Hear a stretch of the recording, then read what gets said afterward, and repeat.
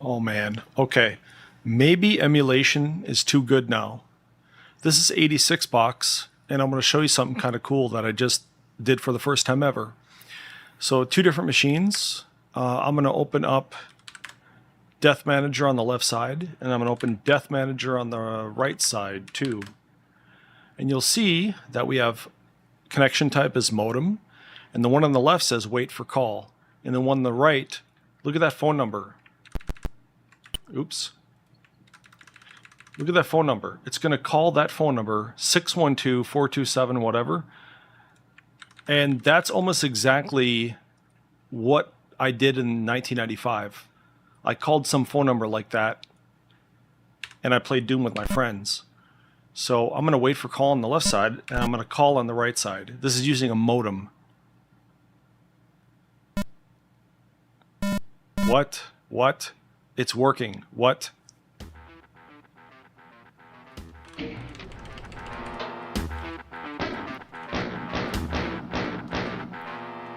How is that possible? How is that possible? The modem is working.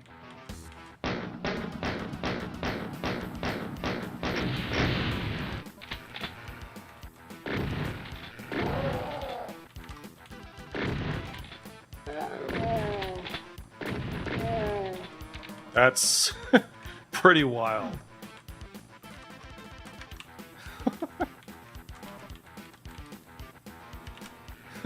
Oh my god, dude.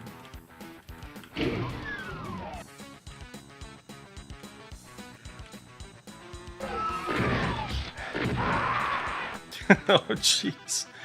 What the fuck, man? The modem works. Now it's hanging up.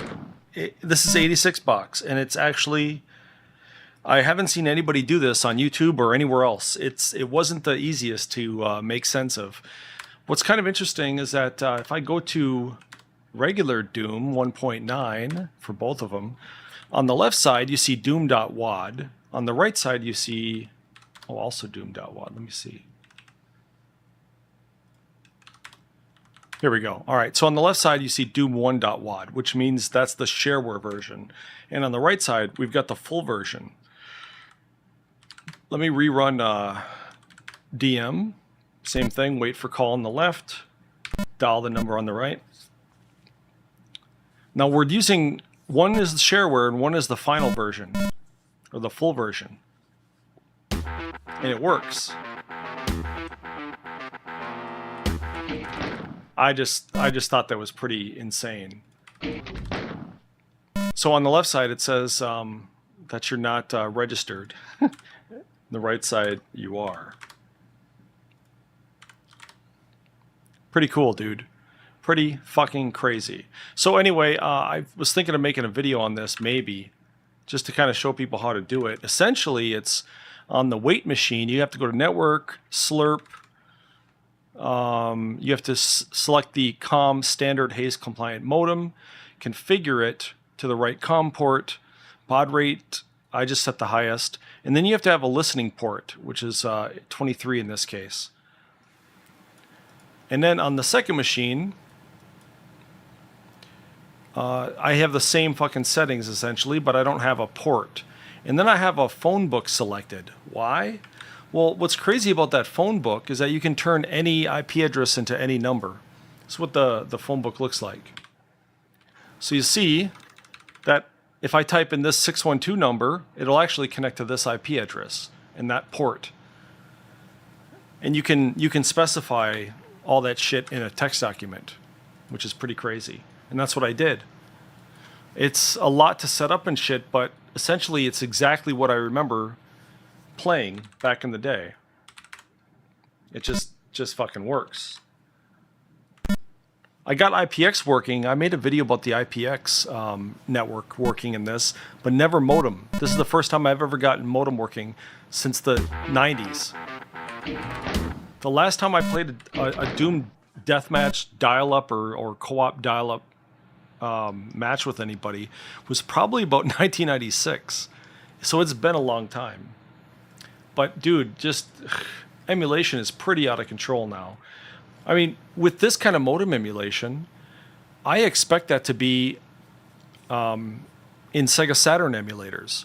The Sega Saturn had a modem, a 28.8 modem, that you could dial out and play Netlink games with. Now I want to see emulation with that. That'd be fucking fantastic. Holy shit. So I'm kind of blown away right now. So I just want to finish my audiobook because I'm getting kind of tired here, but I've been messing with Doom and fucking with it since, I don't know, last couple hours or something at least. But holy shit, dude, that's just amazing.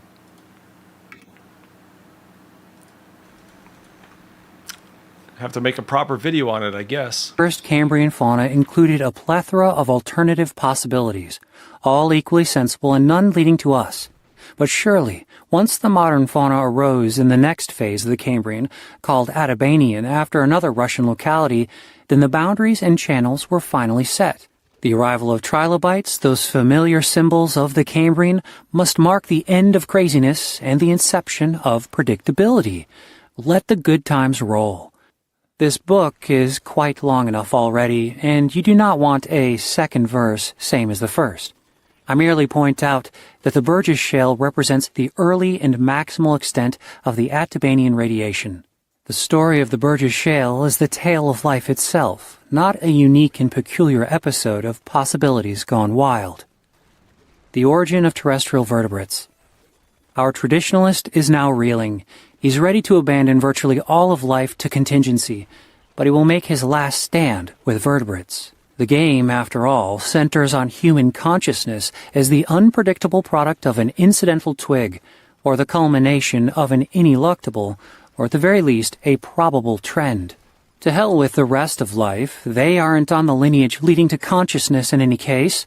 Surely, once vertebrates arose, however improbable their origin, we could then mount confidently from ponds to dry land to hind legs to big brains.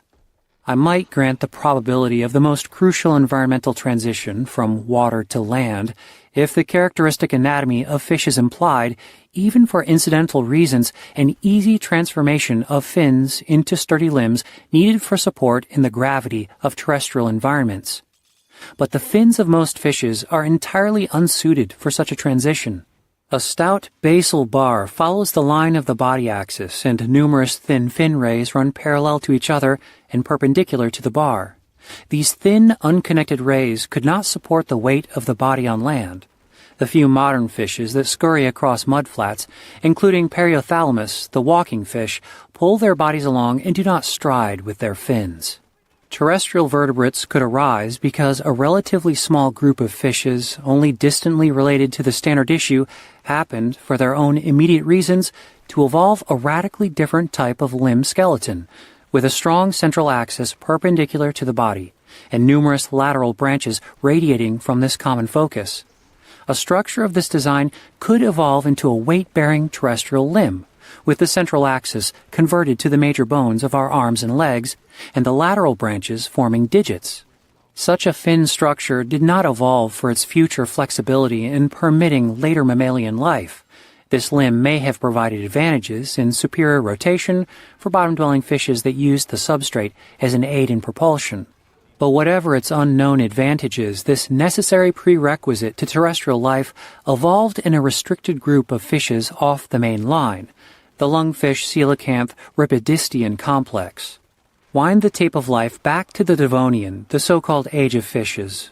Would an observer have singled out these uncommon and uncharacteristic fishes as precursors to such conspicuous success in such a different environment?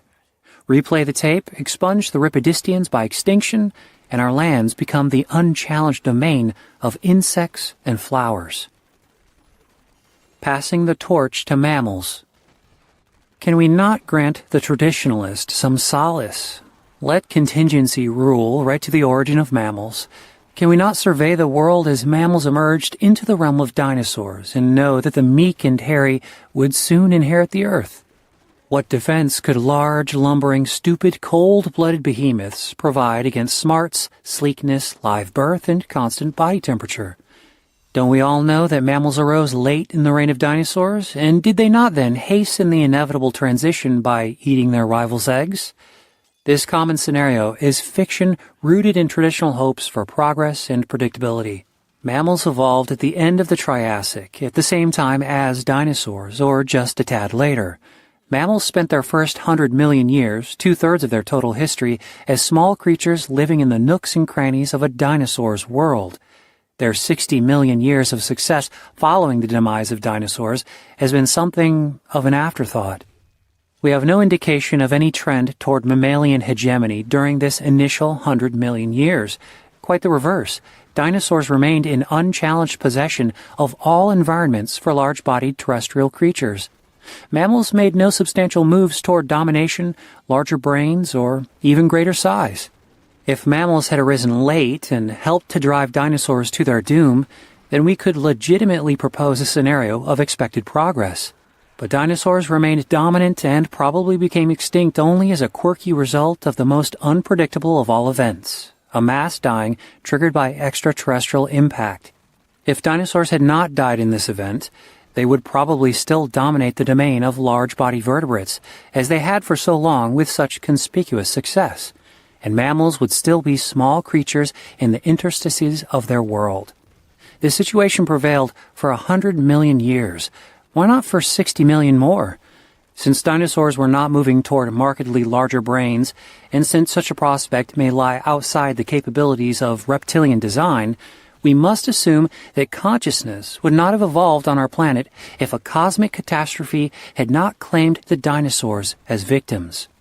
In an entirely literal sense, we owe our existence as large and reasoning mammals to our lucky stars.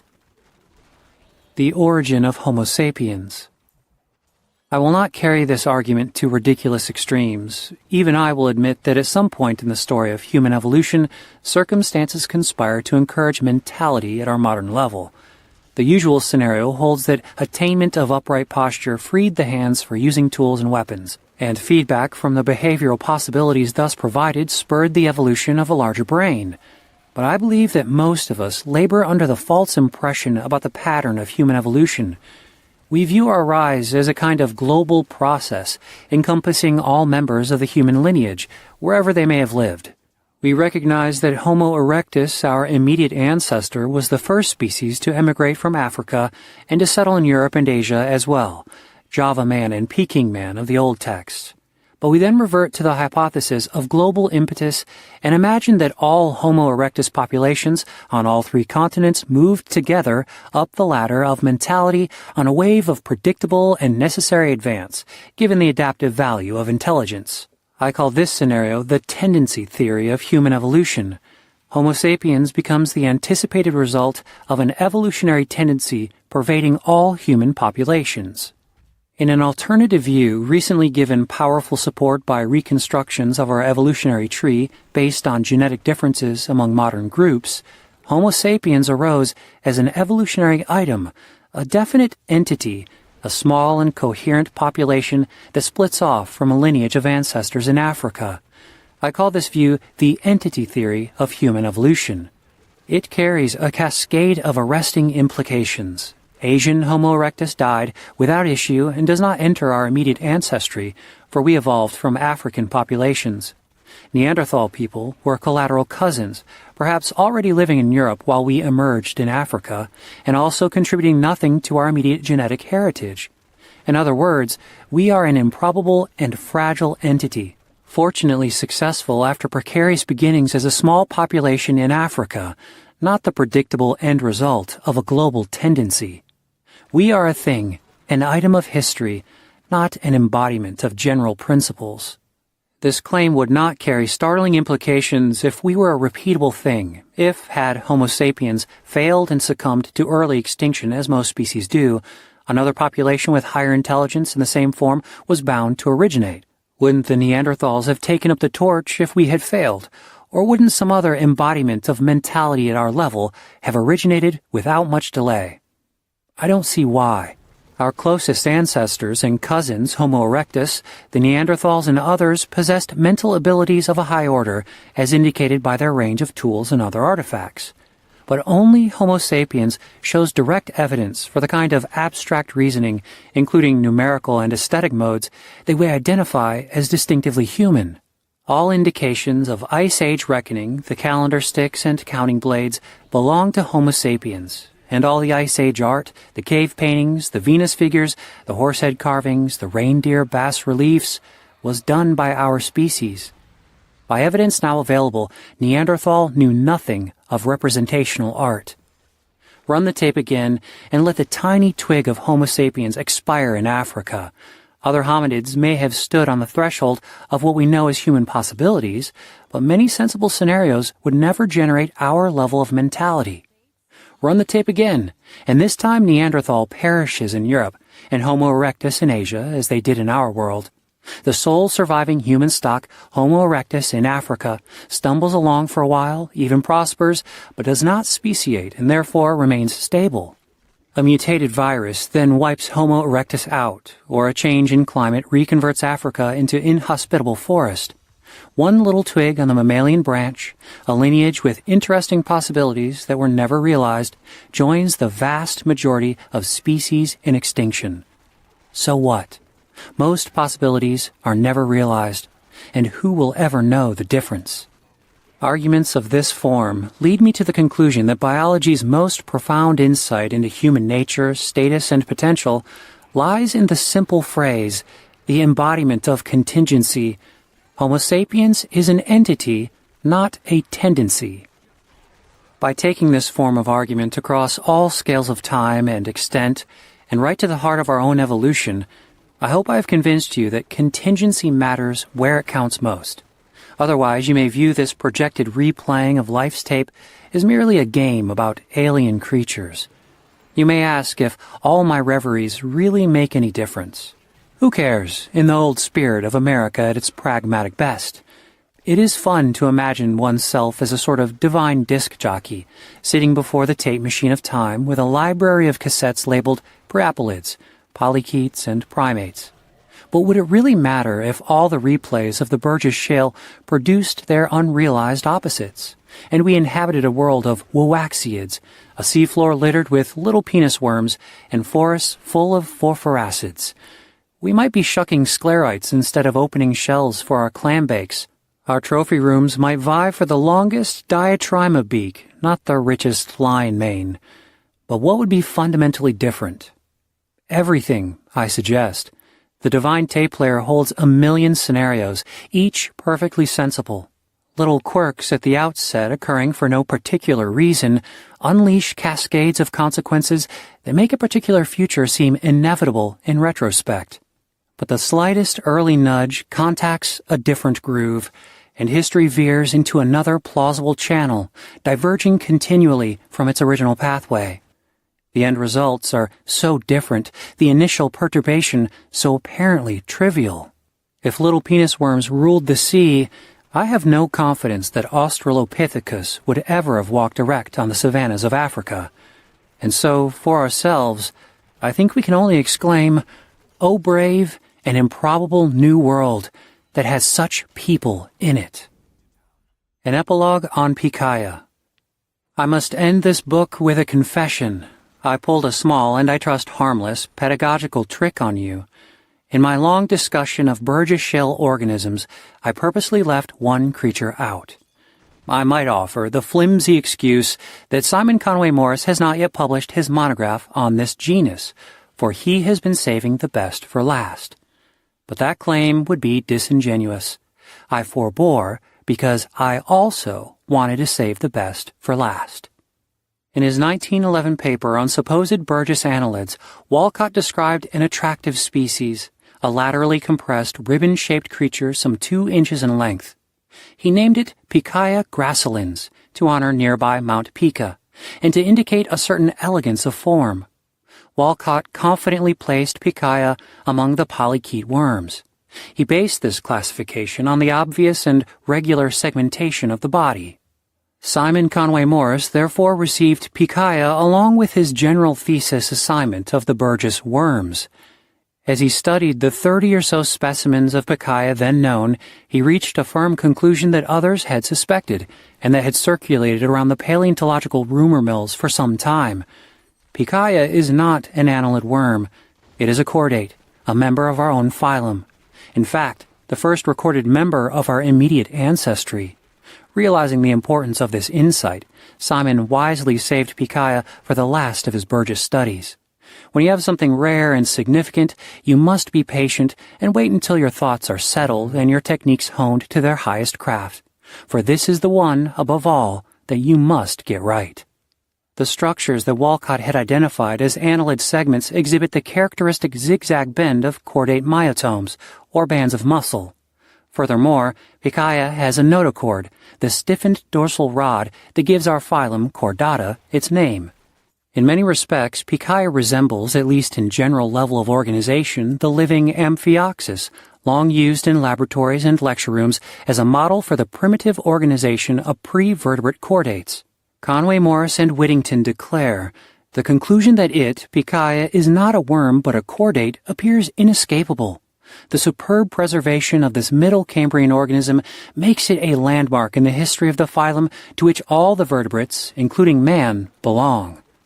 Fossils of true vertebrates initially represented by agnathan or jawless fishes first appear in the Middle Ordovician with fragmentary material of uncertain affinity from the Lower Ordovician and even the Upper Cambrian, all considerably later than the Burgess Pikaia.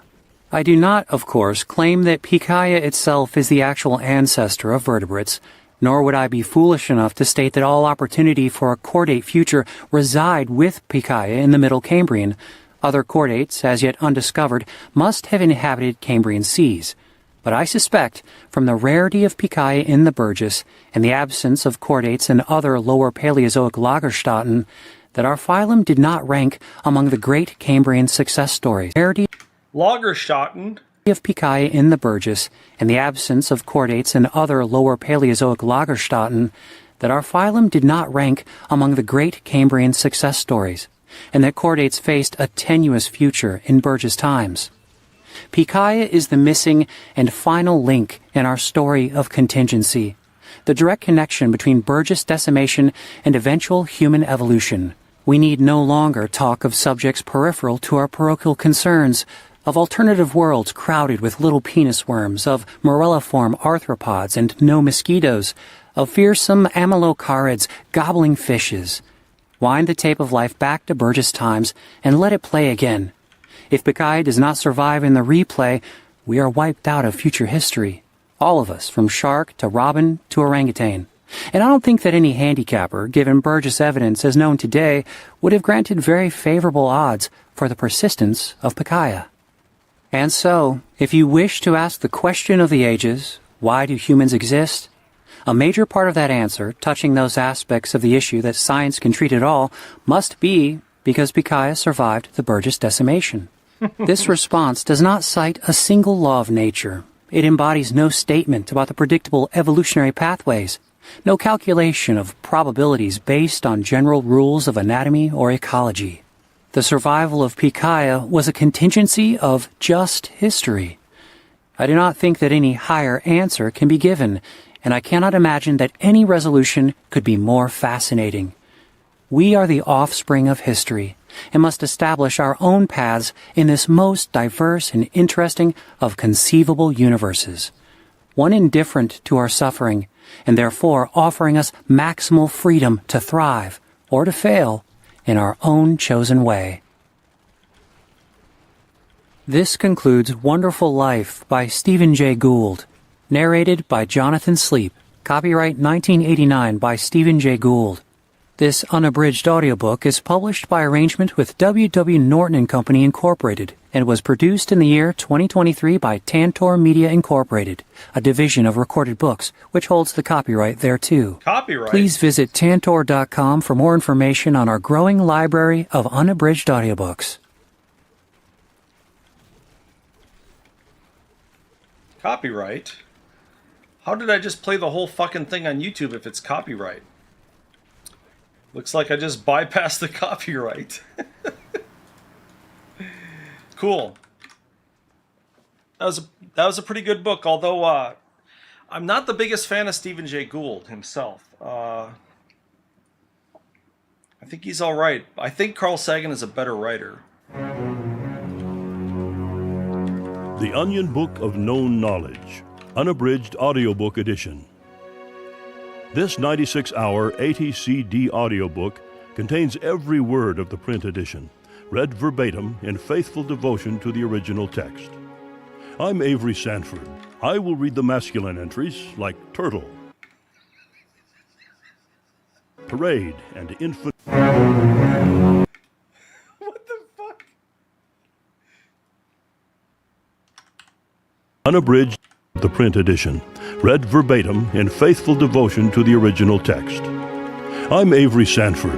I will read the masculine entries like turtle, parade, and infant mortality.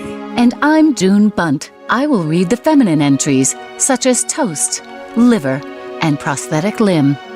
As you listen to this book while driving down a lonely dark highway or curled in front of a warm fireplace, noise-canceling headphones tight against your ears, get ready for a gripping experience. As the A words draw you in, then B sends you reeling with an unexpected twist. The heart-pounding suspense of C, D, then suddenly E leave you begging to know what will happen next. I don't want to spoil it for you, but let's just say it will be a letter very much like E, but with one less line. Which line? You'll have to listen to find out. The Onion Book of Known Knowledge contains every word, fact, and idea known to humankind.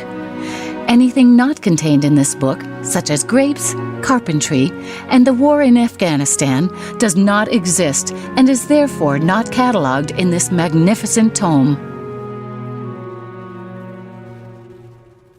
Since the very dawn of the human age, knowledge has been the essential building block of civilization and the foundation for all that is and can be known of the physical universe.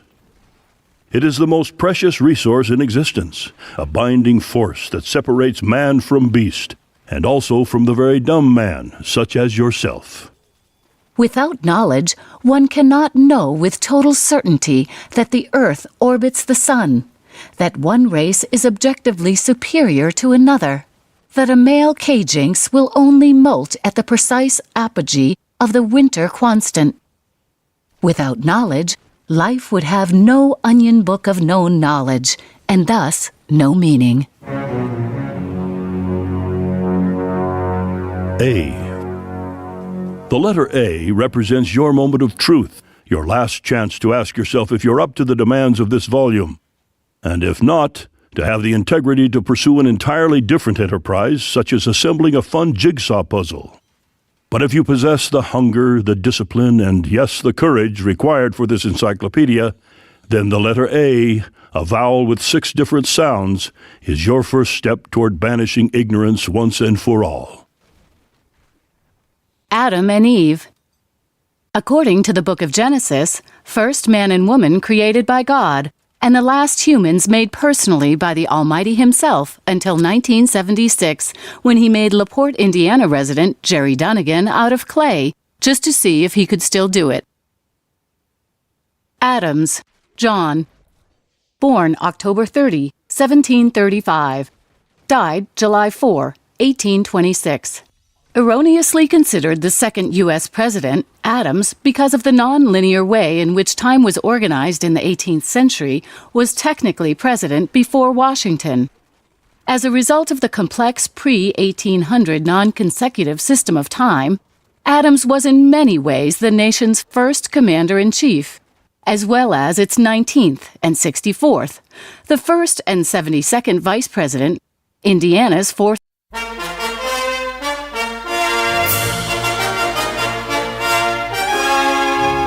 Hachette Audio presents The Onion's Our Dumb World Atlas of the Planet Earth, 73rd edition.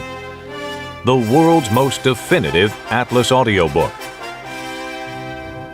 In the next 3.5 hours, you will take an informative and partially comprehensive journey through every continent on the globe, every one of its myriad countries, and every one of its strange and mysterious peoples. May God help you. First, an introductory announcement from Onion Editor Emeritus T. Herman Zwiebel. I am informed by the gape-jawed half-wits who laughingly call themselves the Onion's editorial board that we have published, unbeknownst to me, yet another edition of the Onion's World Atlas Fact Book and Universal Pantechnicon.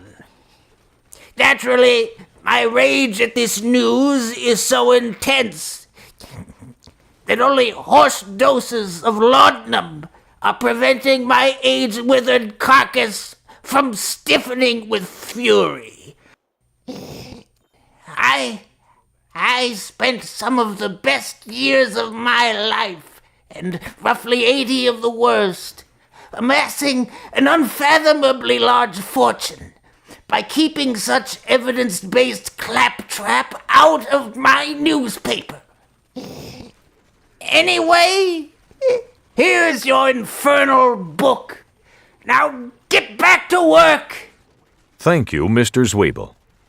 One of the most important components of a world atlas is its maps, and the Onion's Our Dumb World is no exception. It features colorful, beautifully illustrated maps brimming with information about the cities, towns, and other geographical features of every part of the Earth. Since you've elected to purchase the audiobook version of this atlas, instead of seeing each map, you will have each map described to you in exhaustive detail. We'll start with Europe. Okay, beginning on the left, there's Spain, which is squarish-shaped with jagged, uneven edges, sort of like a wobbly half-square or circle-type thing. Above it, in France, there's a part that sort of juts out. It would be great if you could just see it. There's a river, it winds kind of... This is not going to work. If you've purchased the Our Dumb World audiobook for the cartography, you're screwed. We recommend that if you wish to explore any landmass described in this audiobook, travel to the area and explore it yourself. If you've purchased this audiobook because you're blind, refer to the Braille edition of Our Dumb World, which, while an excellent volume for sightless readers, will not by itself allow you to personally explore the rocky coasts of France. We're sorry. We're sorry you're blind. This audiobook of Our Dumb World will be presented in different chapters for each continent. Within each continent, the most important countries will be featured first. Stupid stuff that no one cares about will follow.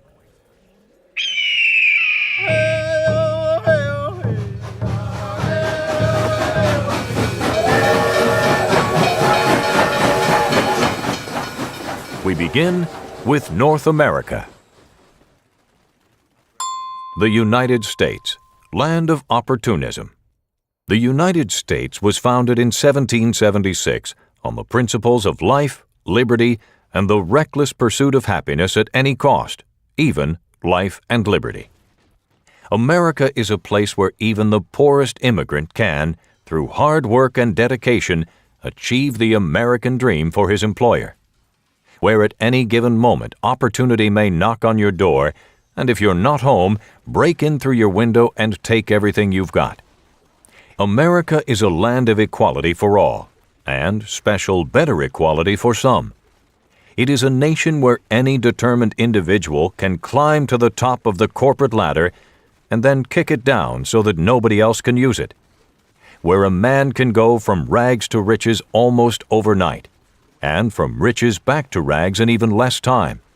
Then write a book about it, option the rights to a TV network or film studio, and blow all that money on drugs. The history of the United States. Give me liberty or give me a large cash settlement. 15,000 BC to AD 1400. Native Americans waste several millennia painstakingly naming villages, lakes, valleys, rivers, and mountain ranges. 1608. Hats legalized. 1610. Hats mandatory.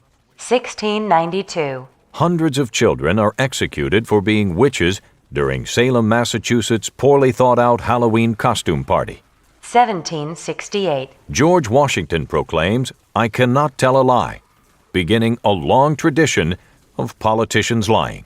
1776. John Hancock puts his old Francis Periwinkle on the Declaration of Independence. 1776 to 1771. Several battles are fought atop a variety of hills. 1787. Dozens of representatives from all 13 states convene in Philadelphia to write the Constitution together. Although they originally intended to give women the right to vote, they couldn't find a way to word it that they were all happy with. 1803. Thomas Jefferson purchases the 600 million-acre Louisiana Territory from the French for what seems like a steal at $15 million. But little did he know, termite problem. 1804 to 1806. Comically mismatched explorers Lewis and Clark embark on a laugh-a-minute romp across the American West, during which the delightful duo accidentally sleeps with the wife of an Indian chief, wakes up to find a rattlesnake in their sleeping bag, and learns the true meaning of friendship. 1840. Through pluck, hard work, and the indomitable American spirit, the people of the U.S. nearly succeed in wiping the buffalo from the face of the earth. 1863.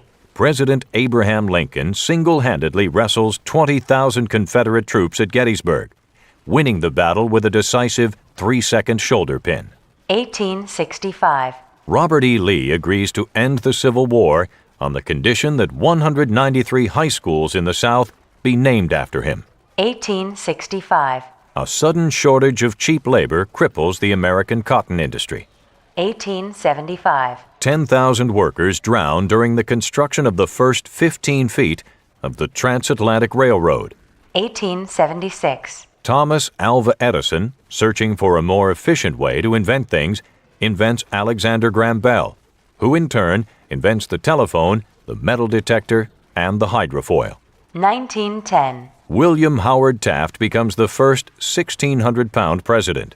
1911. A wiring glitch at the Ford Motor Plant in Detroit causes its 2-mile-long conveyor belt to run backwards, resulting in the disassembly of nearly 400 Model T cars in less than a day. 1927. Charles A. Lindbergh becomes the first person that no one wants to fly nonstop across the Atlantic Ocean with.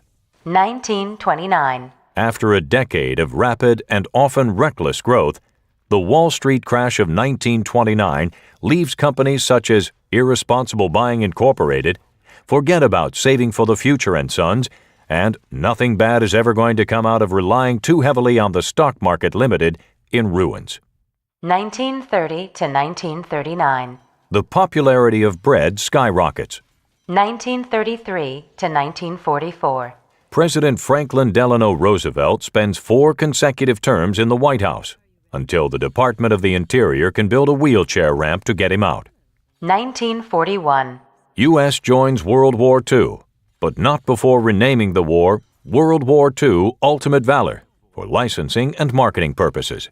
1945. Harry S. Truman regrets installing the button that launches nuclear bombs right next to the button that turns on his radio.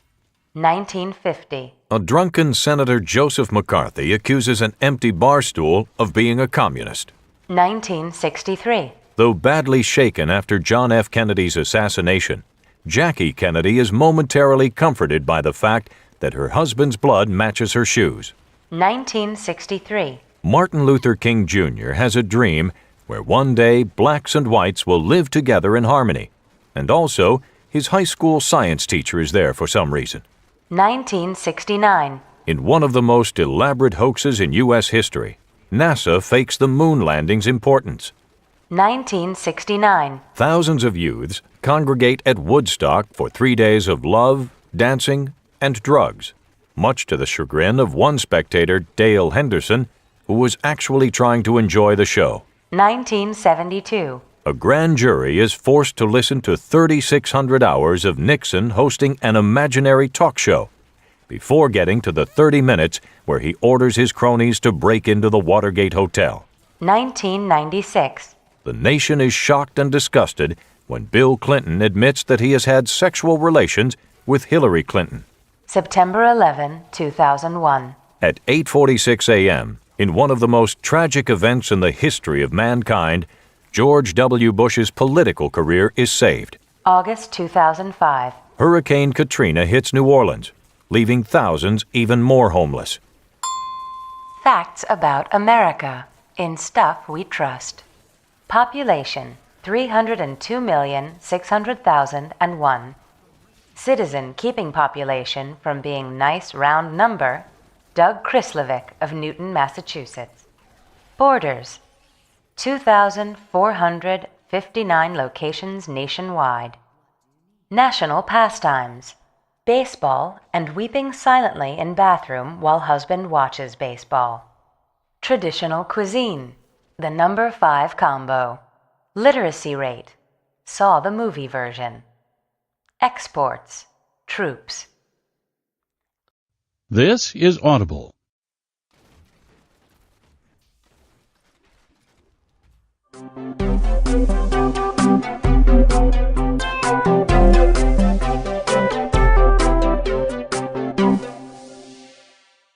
Cyberpunk: Outlaws and Hackers on the Computer Frontier. Written by Katie Hafner and John Markoff. Read by C.B. Derogi.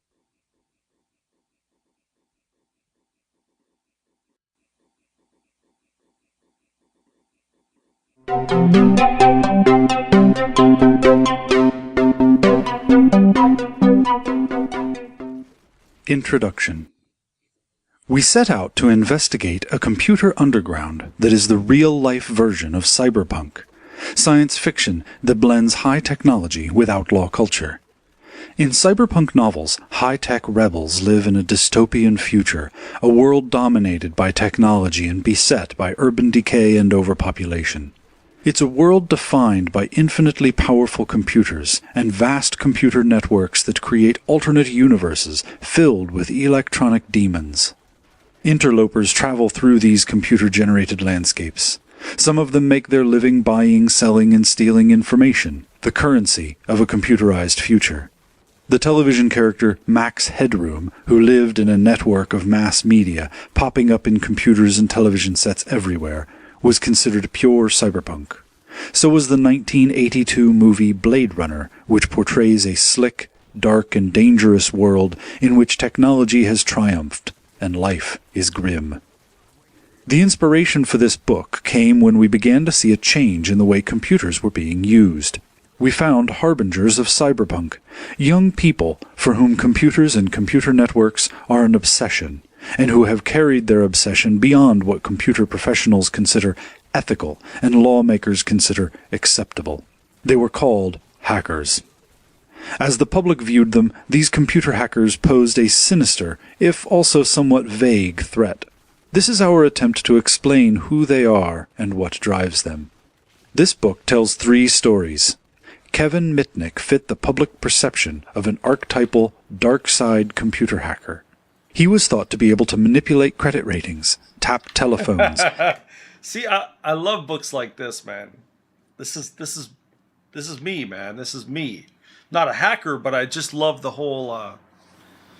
I love the mentality of a hacker. I mean, I guess I could call myself a simple hacker. I mean, I've toyed with stuff and messed with stuff, and I guess I extorted Funkoland.com when I quote-unquote hacked their website, but I wasn't doing it maliciously. I called them and told them about their vulnerability. And take complete control of distant computers. He saw himself as a brilliant computer renegade, and he proved to be a formidable adversary for one of the world's leading computer makers. In the end, he was trapped by his own arrogance and compulsion. The computer culture of the 1980s was as global as the youth culture of the 1960s. A young West Berliner who called himself Pengo discovered computers in his early teens. Because his parents had no understanding of the electronic world he had entered, no one knew that he was doing anything wrong when he spent hours at a time in front of a computer screen. To play out his outlaw fantasies, Pengo joined a group that sold the fruits of its wanderings through international computer networks to the Soviets. Eventually, Pengo and his gang were torn apart in a series of betrayals. Kevin and Pengo represent something close to the cyberpunk idea of the computer cowboy who lives outside the law. Robert Tappan Morris was different. The young Cornell University graduate student became notorious when he wrote a program that brought down a nationwide computer network. The son of a leading computer security researcher, he grew up as the ultimate insider, a member of an insular and elite community of computer scientists. Shy and thoughtful, Robert was hardly a rebel. By releasing a program that crippled several thousand computers in a matter of hours, he permanently altered the course of his life and confirmed everyone's worst fears about what hackers could do. The event marked a turning point. The private world of computer networks was suddenly of concern to the general public. More than stories about computers or technology, this book is about the social consequences of computer networks and the communities that have grown up around them. As the world's computer networks became more closely linked in the 1980s, it was suddenly possible for anyone to travel the electronic corridors that were once the preserve of a small group of researchers. All three young men were seduced by the thrill of exploring these international computer networks, but they all went too far. Each drew national attention and contributed to a growing sense of public unease about the risks that arise from society's increasing dependence on computer networks. In the 1960s and 70s, to be a computer hacker was to wear a badge of honor. It singled one out as an intellectually restless soul compelled to stay awake for 40 hours at a stretch in order to refine a program until it could be refined no more. It signified a dedication to computers that was construed as fanatical by outsiders, but was a matter of course to the hackers themselves.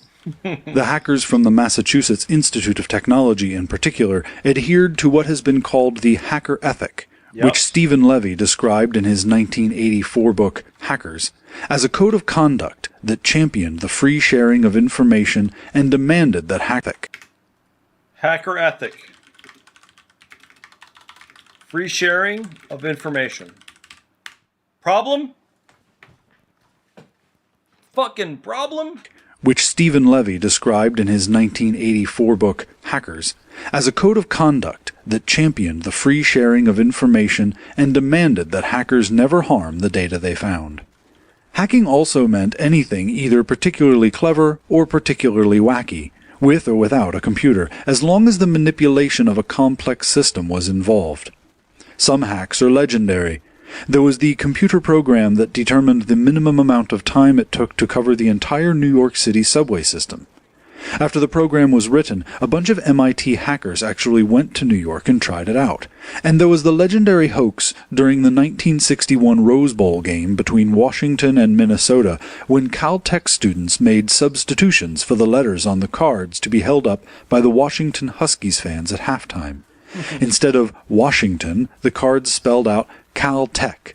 A palindromic music composition was considered a good hack, thus making Haydn, with his palindrome symphony, an honorary hacker. So was anything done to establish not merely a new record, but a new category altogether in the Guinness Book of World Records. Hell yeah, man. In the 1980s, a new generation appropriated the word hacker, and with help from the press, used it to define itself as password pirates and electronic burglars. With that, the public's perception of hackers changed. Hackers were no longer seen as benign explorers, but malicious intruders. These hackers are significant because of what our fear of them says about our unease with new technologies. Yeah. Arthur C. Clarke once said, "Any sufficiently advanced technology is indistinguishable from magic." For many in this country, hackers have become the new magicians. They have mastered the machines that control modern life. This is a time of transition, a time when young people are comfortable with new technology that intimidates their elders. It's not surprising that parents, federal investigators, prosecutors, and judges often panic when confronted with something they believe is too complicated to understand. So they go get a VPN and throw away their money. The fallout from this fear is already apparent. As we were finishing the book, something of a hacker hysteria was sweeping the nation. After a 2-year combined federal and state investigation in the spring and summer of 1990, more than 30 raids on young computer users took place across the country, followed by a second wave of searches and arrests a few months later. Jeez. In an attempt to root out the high-tech tools being used by this new breed of criminal, law enforcement agents confiscated computers, modems, answering machines, telephones, fax machines, and even stereo equipment. Federal agents have gone after computer hackers in 1990 as if they are the next scourge after communism. Do young people who illegally enter computers really represent such a menace? We hope that from reading the following stories, readers will learn that the answer isn't a simple one. All three of the young men we write about were caught up in what society views as criminal activities, yet none saw himself as a criminal. Each felt he was an explorer in a remarkable electronic world where the rules aren't clear, and each paid a price for his actions. Really stupid. It is possible that once computer networks become as commonplace as our national highway system, we will learn to treat them in much the same way. Rules of the road will emerge, and people will learn to respect them for their own safety and for the common good. We hope that the stories of Kevin Mitnick, Pengo, and Robert Morris illustrate not just the risks of computer networks, but also their allure.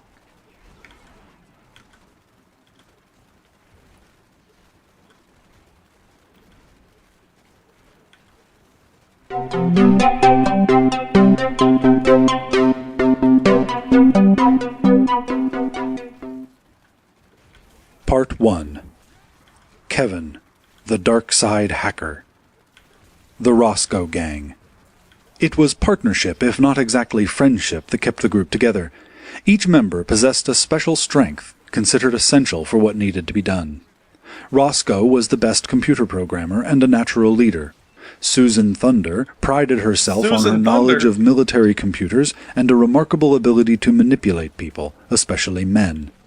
Stephen Rhodes was especially good with telephone equipment. And aside from his sheer persistence, Kevin Mitnick had an extraordinary talent for talking his way into anything. For a while, during its early days in 1980, the group was untouchable. Susan was infatuated with Roscoe, but she never cared much for his constant companion, Kevin Mitnick. For his part, Kevin barely gave Susan the time of day. They learned to tolerate one another because of Roscoe. I remember when I was young, what was it? Must have been 93 or 94. God, I forgot the exact year, but so many people were holding free Kevin signs. They wanted him out of jail. I don't remember what year that was, though. Was it 93, 94, 95?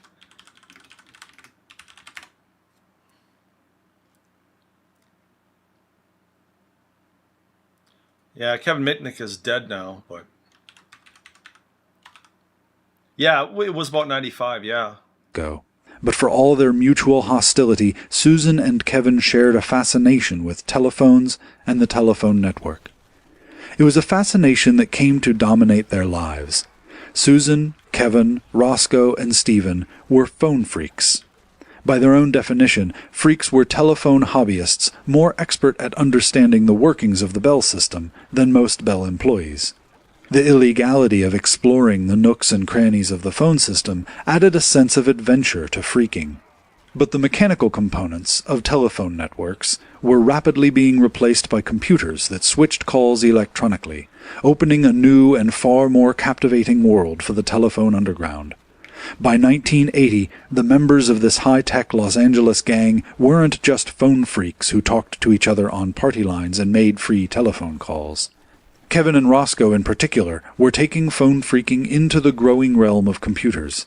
By the time they had learned how to manipulate... I wish I would have known how to do that back in the 90s, because I spent so much fucking money on long-distance calls. The very computers that controlled the phone system, they were calling themselves computer hackers. Kevin was the only one of the original group to go even deeper, to take an adolescent diversion to the point of obsession. Susan, Roscoe, and Steve liked the control and the thrill, and they enjoyed seeing their pranks replayed for them in the newspapers. But almost a decade later, it would be Kevin, the one who hid from publicity, who would come to personify the public's nightmare vision of the malevolent computer hacker.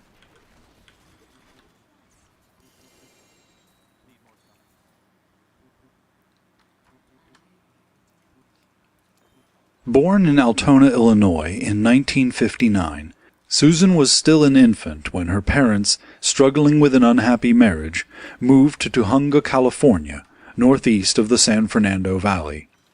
Even after the move to paradise, with the implicit promise of a chance to start afresh, Susan's family continued to unravel. Susan was a gawky, buck-toothed little girl. Rejected and abused, at age 8 she found solace in the telephone. a place where perfect strangers seemed happy to offer a kind word or two. She made friends with operators and began calling random numbers in the telephone book, striking up a conversation with whomever she happened to Oh, you notice how it's not fucking scary? catch. Sometimes she called radio disc jockeys.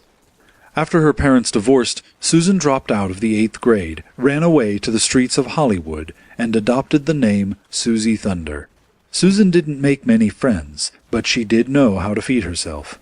Before long, she was walking Sunset Boulevard looking for men in cars who would pay her for sex. Of course. She cut a conspicuous figure next to some of the more diminutive women on the street. Barely out of puberty, Susan was already approaching 6 feet. When she wasn't walking the streets, she was living in a hazy, drug-filtered world as a hanger-on in the L.A. music scene. A rock star groupie, Susan was a bruised child developing into a bruised adult. Quaalude was her medium of choice for spiriting her away from reality, and when Quaalude was scarce, she switched to alcohol and heroin. Her mother finally put her into a 9-month rehabilitation program. She was abruptly thrown out mid-course. Conflicting stories of Susan's ouster were in keeping with the blurry line between fact and myth that described her life. As Susan was to tell it, the adulation of power she developed as a groupie compelled her to single out the most powerful male staff member at the treatment center and seduce him. Another story, circulated by Susan's detractors, is that the male staff member for whom she left the program sold her services to a brothel. Susan found an apartment in Van Nuys and retreated once again to the telephone, taking comfort in next to the adult. Quaalude was her medium as a California, Northeast program sold her services to a brothel. Susan found an apartment in Van Nuys and retreated once again to the telephone, taking comfort in knowing that with the telephone she could gain access to a world of her own conjuring and shut it out whenever she chose. She began calling the telephone conference lines that were springing up all over Los Angeles in the late 1970s. By dialing a conference line number, Susan could connect herself to what sounded like crosstalk, except that she was heard by the others and could join in the conversation. Some conference line callers were teenagers who dialed up after school. Others were housewives who stayed on all day, tuning in and out between household chores, but never actually hanging up the phone. By nightfall, many of the conference lines turned into telephonic sex parlors, the talking switching from undirected chit-chat to explicit propositions. One day in early 1980, Susan discovered Hobo UFO, one of the first legitimate conference lines. I just want to look her up. She's married and lives in the Midwest. She is a coin collector. In Los Angeles, in that its owners used their own conferencing equipment instead of piggybacking on the phone company's facilities. Drawing hundreds of people every day, Hobo UFO was run from the Hollywood apartment of a young college student who called himself Roscoe. A friend of Roscoe's named Barney financed the setup, putting up the money for the multiple phone lines and other equipment, while Roscoe provided the technical wherewithal. Susan decided she couldn't rest until she had met Roscoe, the power behind it all. But to achieve that goal, Susan knew she would have to abandon her disembodied telephone persona. She liked describing herself to men over the phone. She knew from experience that all she had to do was mention that she was a 6'2" blonde, and she wouldn't have to wait long for a knock at the door. She was right. No sooner did she deliver the description than Roscoe came calling. Yeah. The woman who greeted Roscoe was exactly as she had described herself. Susan had dressed up and made her face up carefully for the big date, but she could not conceal certain physical oddities.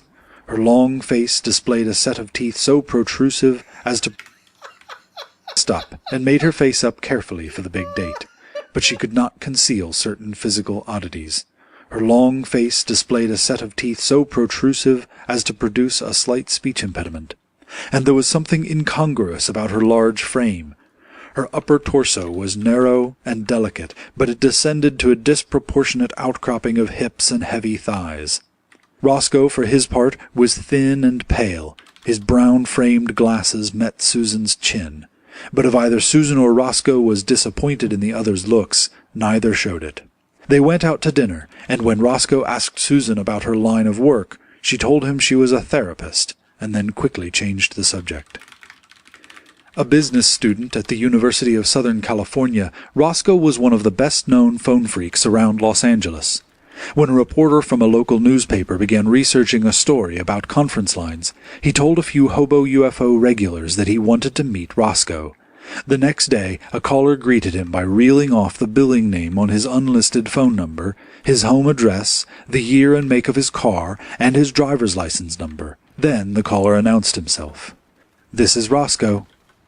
When Susan and Roscoe met in 1980, phone phreaking was by no means a new phenomenon. Phone phreaks had been cheating the American Telephone and Telegraph Company for years. They started out with blue boxes as their primary tool, named for the Stephen Wozniak or whatever from Apple would mess with the blue box. Color of the original device. Blue boxes were rectangular gadgets that came in a variety of sizes. Sometimes they were built by electronic hobbyists, at other times by underground entrepreneurs. Occasionally, they were even used by the mafia. One of Silicon Valley's legendary companies even has its roots in blue box manufacturing. Yep. Stephen Wozniak and Stephen Jobs, who co-founded Apple Computer in 1976, got their start in the consumer electronics business several years earlier, peddling blue boxes in college dormitories. A blue box was universally useful because it could exploit a quirk in the design of the nation's long-distance telephone system. The device emitted a high-pitched squeal, the 2600 Hz tone that in the heyday of the blue boxers controlled the AT&T long-distance switching system. When phone company equipment detected the tone, it readied itself for a new call. A series of special tones from the box allowed the blue box user to dial anywhere in the world. Using these clever devices, phone phreaks navigated through the bell system from the palms of their hands. Tales abounded of blue boxers who routed calls to nearby payphones, through the long-distance lines of as many as 15 countries, just for the satisfaction of hearing the long series of clicks and kerchunks made by numerous phone companies. Through the long-distance lines of as many as 15 countries, just for the satisfaction of hearing the long series of clicks and kerchunks made by numerous phone companies.